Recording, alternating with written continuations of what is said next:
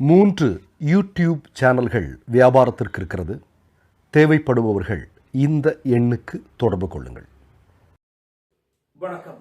முன்னாள் உச்சநீதிமன்ற தலைமை நீதிபதி DY சந்திரசூட்டிற்கு மிகப்பெரிய பிரச்சனை ஏற்பட்டுக் கொண்டிருக்கிறது. நீதிபதி சந்திரசூட்டை அதிகாரப்பூர்வமாக பங்களாவிலிருந்து உடனடியாக வெளியேற்ற வேண்டும் என்று உச்சநீதிமன்றம் கேட்டுக் கொண்டிருக்கிறது. முன்னாள் நீதிபதி அதாவது DY சந்திரசூட்டினுடைய மகளுக்கு 2 மகளுக்கும் ஒரு மஸ்குலர் டிசார்டர் அப்படிங்கிற ஒரு வியாதி இருக்கிறது. இதனால் வீல் சேரில் தான் 2 மகள்களும் இருக்கிறார்கள்.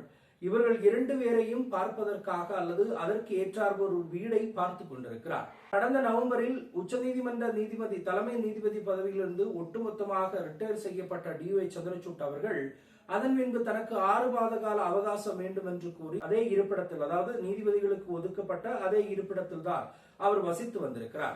அதன் பின்பு மீண்டும் 6 மாத காலம் தனக்கு மீண்டும் வழங்க வேண்டும் என்றும் தன்னுடைய மகள்களுக்கு தோதுவான ஒரு வீட்டை பார்த்து கொண்டிருப்பதாகவும் ஒரு வீடு கிடைத்து விட்டது என்றும் அதில் பல விஷயங்களை சரி செய்து கொண்டிருக்கிறோம் என்றும் கூறியிருந்தார்.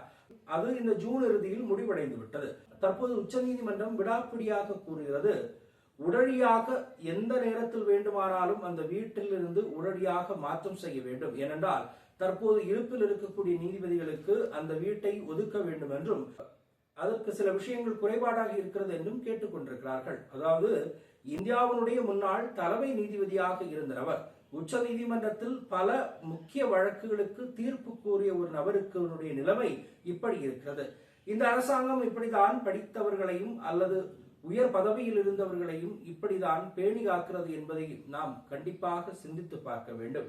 ஒரு அசாதாரண நடவடிக்கையாக உச்சநீதிமன்ற நிர்வாக வீட்டு வசதி மற்றும் நகர்ப்புற விவகார அமைச்சகத்திற்கு முறையாக கடிதம் எழுதி இந்திய தலைமை நீதிபதிக்கு ஒதுக்கப்பட்ட அதிகாரப்பூர்வ இல்லத்தை உடனடியாக மீட்டெடுக்க கோரியிருக்கிறது.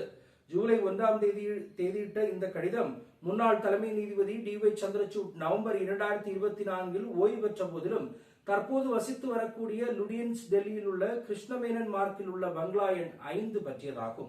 உச்ச நீதிமன்ற நீதிபதிகள் விதிகள் 2022 விதி 3B இன் கீழ் வரையறுக்கப்பட்ட அனுமதிக்கப்பட்ட காலத்திற்கு அப்பால் நீதிபதி சந்திரசூட் தங்கியிருந்ததாக நீதிமன்றம் சுட்டிக்காட்டியிருக்கிறது. அவருக்கு வழங்கப்பட்ட நீட்டிப்பு மே 31, 2025 அன்று காலாவதியானது.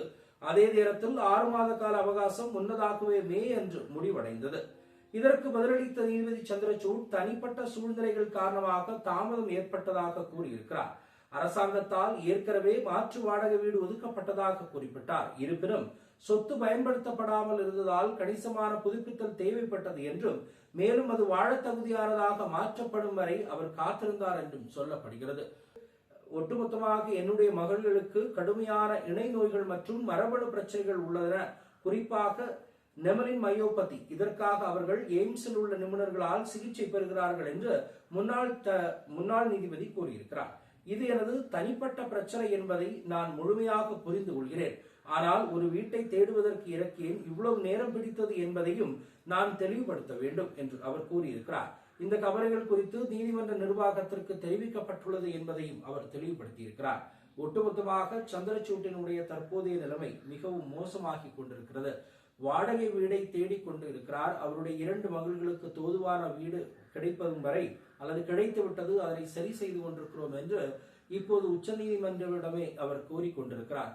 ஒரு காலத்தில் உச்ச நீதிமன்றத்தில் இருக்கக்கூடிய முக்கிய வழக்குகளுடைய தீர்ப்பளித்து உச்ச நீதிமன்றத்தினுடைய தலைமை நீதிபதியாக இருந்த ஒரு நபரினுடைய நிலைமைதான் இது. இந்த அரசாங்கம் இப்படித்தான், இங்கே இப்படித்தான் நடக்கக்கூடும், இதை இப்படித்தான் செய்வார்கள் என்பதனுடைய ஒரு எடுத்துக்காட்டுதான் இது. பொறுத்திருந்து பார்ப்போம். மற்றொரு சந்திப்போம். நன்றி, வணக்கம். மை நேம் இஸ் ரெட் சேனலை சப்ஸ்கிரைப் பண்ணிக்கோங்க. அதுக்கப்புறமா பக்கத்துல இருக்கிற ஜாயின் பட்டனை கிளிக் பண்ணீங்கன்னா ஒரு நியூ பேஜ் ஒன்று ஓப்பன் ஆகும். அதுலயும் ஜாயின் பட்டனே கிளிக் பண்ணிக்கோங்க. அதுல பாத்தீங்கன்னா credit R debit card options இருக்கு. இதுல உங்களுக்கு விசா, மாஸ்டர் கார்டு, ரிப்பே அப்படின்னு 3 ஆப்ஷன்ஸ் கொடுத்துருக்காங்க. அதுல நீங்க எந்த கார்டு சூஸ் பண்றீங்களோ அந்த கார்டோட நம்பர் என்டர் பண்ணிக்கோங்க. அப்புறமா கார்டோட வேலிடிட்டி மந்த் அண்ட் இயரை டைப் பண்ணிக்கோங்க. அடுத்தபடியா உங்க கார்டோட பின்னால CVC கோடுன்னு சொல்லிட்டு 3 நம்பர்ஸ் கொடுத்துருப்பாங்க. அந்த நம்பர் இதுல என்டர் பண்ணிக்கோங்க. அப்புறமா அட்ரஸ் அண்ட் இன்ஃபர்மேஷன் என்டர் பண்ணிட்டு பைங்கிற பட்டனை கிளிக் பண்ணிக்கோங்க. ஒருவேளை உங்க கார்டு நம்பர் இன்வாலிட்னு காமிச்சிச்சுன்னா உங்க கார்டுல இன்டர்நேஷனல் யூசேஜை எனேபிள் பண்ணுங்க.